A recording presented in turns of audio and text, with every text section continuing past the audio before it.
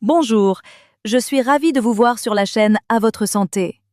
Vous pensez peut-être que ces quelques kilos supplémentaires ne sont qu'une question de confort, de regard dans le miroir, de difficulté à enfiler un vieux pantalon. Et si je vous disais que votre corps, lorsqu'il a un excès de poids, peut parfois commencer à émettre un signal très subtil, bien avant que les analyses de sang ne montrent le moindre écart. Un signal que l'on peut, dans certains cas, capter de manière inattendue. Des milliers de personnes portent ce fardeau sans entendre les avertissements que leur envoie leur propre organisme. Les médecins, souvent limités par le temps, ne trouvent presque jamais une minute pour expliquer ce lien crucial. Ce que vous allez découvrir dans cette vidéo va bien au-delà des régimes traditionnels. Nous allons plonger au cœur même de la façon dont l'excès de poids modifie votre biochimie interne, créant un terrain propice à des troubles bien plus graves. Nous parlerons de choses que peu de gens connaissent, des liens étonnants entre le tour de votre taille et le risque de développer certaines maladies chroniques. Et nous commencerons par une vérité fondamentale que chacun doit comprendre. Avant de comprendre comment ces kilos en trop deviennent des complices de la maladie, il faut d'abord répondre à une question importante. Qu'est-ce que le cancer en réalité? Non pas ce monstre dont tout le monde parle, mais son vrai visage au niveau le plus profond, cellulaire. C'est là que tout devient à la fois plus clair et plus fascinant. Le cancer, la rébellion cellulaire dont l'inflammation sème les graines. Imaginez votre corps comme une société parfaitement organisée. Chaque cellule est un citoyen qui respecte des règles strictes. Elle naît, travaille, se divise pour remplacer les citoyens vieillissants, et quand son heure arrive, elle s'en va en paix. Le cancer n'est pas l'invasion d'un étranger. C'est la rébellion d'un petit groupe de citoyens qui décident d'ignorer toutes les règles. De telles cellules cessent d'écouter les signaux leur ordonnant d'arrêter de se diviser. Elles deviennent immortelles. Elles parviennent à se cacher du système immunitaire et à la fin, elles peuvent voyager et coloniser d'autres parties du corps. C'est ce qu'on appelle les métastases. Mais comment une cellule normale devient-elle une rebelle? La réponse se trouve dans ses gènes. Avec le temps, lors du processus de copie, de petites erreurs s'accumulent. Normalement, votre organisme dispose d'une excellente équipe de réparation dirigée par une protéine gardienne nommée P53. Elle surveille, répare, et si les dommages sont trop importants, elle ordonne à la cellule de se sacrifier pour le bien commun. Le problème survient lorsque cette équipe de réparation est surchargée ou lorsque les signaux de croissance deviennent trop forts et continus. Et c'est là que le lien avec le surpoids devient clé. Le tissu adipeux, surtout celui qui entoure votre ventre, n'est pas simplement un stockage inerte d'énergie. C'est une usine chimique hyperactive. Elle produit constamment des substances pro-inflammatoires, comme si un petit feu couvait constamment en vous. Elle libère également des hormones qui perturbent votre métabolisme. Cet environnement de feu constant et de confusion hormonale peut, au fil des ans, pousser certaines cellules à se rebeller. Il peut endommager leur plan génétique et rendre la tâche de la protéine gardienne P53 presque impossible. L'obésité ne donne pas le cancer, mais elle crée un terrain idéal où la rébellion cellulaire a beaucoup plus de chances d'éclater. Et cette inflammation chronique a des conséquences que l'on peut parfois découvrir de manière très inattendue. L'odeur des changements internes, ce que votre nez peut parfois vous révéler. Parlons maintenant d'un sujet dont on parle rarement, mais qui est solidement documenté par la science. Votre corps émet constamment un nuage de molécules volatiles, une signature olfactive unique. Celle-ci est influencée par votre métabolisme, votre flore bactérienne et l'état de vos cellules. Les cellules cancéreuses ont un métabolisme totalement différent de celui des cellules saines. Elles consomment le sucre de manière chaotique et produisent des déchets spécifiques. Lorsqu'une tumeur atteint un certain stade, surtout si elle se désintègre ou est située dans des zones en contact avec l'environnement extérieur, comme les poumons ou le tube digestif, elle peut libérer des composés organiques volatiles qui modifient la respiration ou l'odeur corporelle. La littérature médicale décrit parfois des odeurs spécifiques liées au stade avancé de certaines tumeurs. Une odeur de pourriture ou de viande avariée pour les tumeurs des voies respiratoires ou ulcérées. Une odeur sucrée, fruitée ou semblable à du solvant pour les processus métaboliques perturbés. L'idée n'est absolument pas de dire que vous pouvez diagnostiquer une maladie avec votre nez. Ce serait dangereux et incorrect. L'idée clé est la suivante. Un changement soudain, persistant et inexplicable de l'odeur de votre corps ou de votre haleine, remarqué par vous ou vos proches, doit devenir un signal d'alarme. C'est une raison valable de consulter un médecin pour en trouver la cause, qui sera souvent quelque chose d'anodin, comme des problèmes dentaires ou une infection. Mais cela illustre un principe fondamental. Votre corps communique. Des changements internes profonds, comme l'inflammation chronique due à l'excès de poids ou le développement d'une pathologie, peuvent parfois se manifester par des signes indirects. Comment la graisse sabote votre organisme? Examinons maintenant de plus près comment l'excès de poids, surtout la graisse abdominale, agit comme un véritable saboteur interne. Il ne fait pas que peser sur vos articulations, il déclenche une série de perturbations en cascade. Le premier mécanisme est l'inflammation chronique de bas grade. La graisse viscérale libère des messagers chimiques appelés cytokines pro-inflammatoires. C'est comme si votre corps était constamment dans un état de faible mais incessante alerte. Cet état use prématurément vos vaisseaux sanguins, stresse vos organes et, comme nous l'avons vu, favorise les erreurs cellulaires.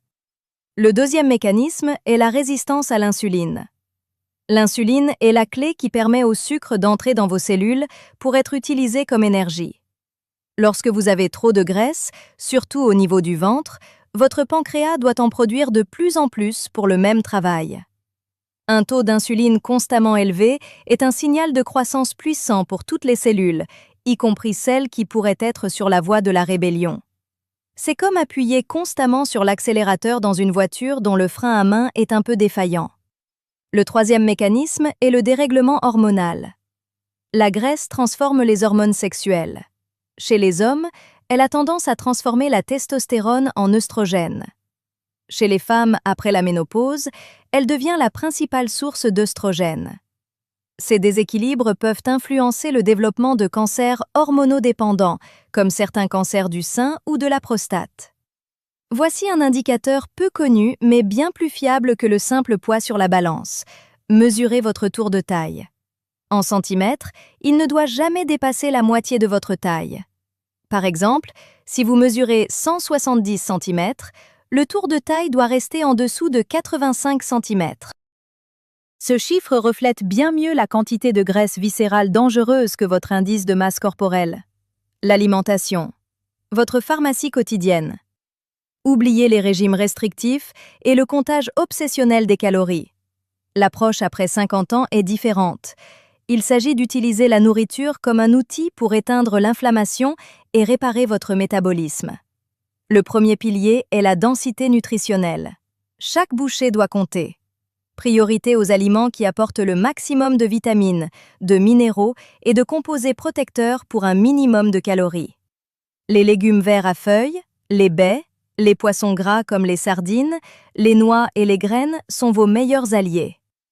Un secret peu connu concerne la synergie des couleurs.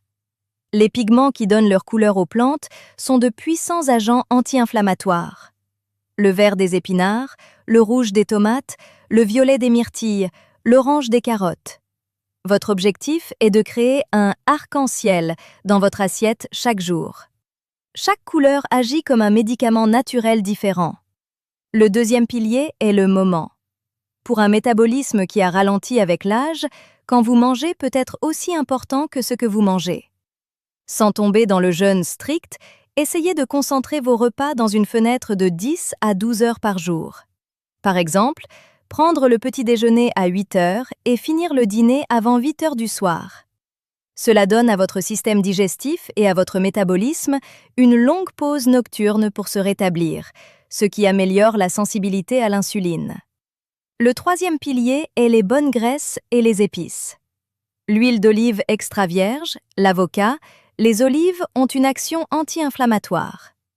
Les épices comme le curcuma sont extrêmement puissantes, mais pour que le curcuma soit assimilé, il faut le combiner avec un peu de poivre noir et de graisse. Saupoudrez une cuillère à café de curcuma sur des légumes cuits à la vapeur et arrosez d'un filet d'huile d'olive. Le mouvement. Une thérapie puissante sans avoir besoin d'être un athlète. L'activité physique n'est pas une option, c'est un médicament. Mais après 50 ans, il ne s'agit pas de courir un marathon. Il s'agit d'un mouvement intelligent, régulier et protecteur. Le premier objectif est de préserver la masse musculaire. À partir de 50 ans, nous perdons naturellement des muscles, c'est la sarcopénie. Or, les muscles sont votre principal brûleur de calories et votre réservoir de stockage du sucre. Perdre des muscles, c'est encore plus ralentir votre métabolisme et aggraver la résistance à l'insuline. Incorporez des exercices de renforcement musculaire doux. 2 fois par semaine, faites des exercices avec le poids de votre corps ou de petites haltères. Des squats légers en s'asseyant et en se relevant d'une chaise. Des élévations des talons. Des pompes contre un mur. Le but n'est pas la performance, mais le signal que vous envoyez à vos muscles. Restez, vous êtes utile. Le deuxième levier magique est la marche après les repas.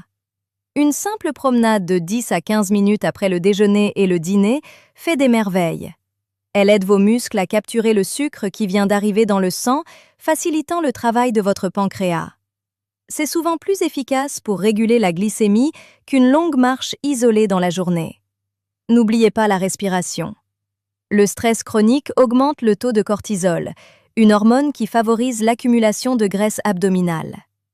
Accordez-vous 5 minutes chaque jour pour une respiration profonde. Inspirez lentement par le nez en comptant jusqu'à 4. Retenez votre souffle pendant 7 secondes, expirez lentement par la bouche en comptant jusqu'à 8. Cette simple pratique calme le système nerveux et aide à réguler le poids. Le sommeil et la lumière, les régulateurs invisibles de votre métabolisme. Votre poids n'est pas seulement déterminé dans votre cuisine ou à la salle de sport, il est également déterminé dans votre chambre à coucher. Un mauvais sommeil ou un sommeil insuffisant est l'un des pires ennemis de votre équilibre métabolique.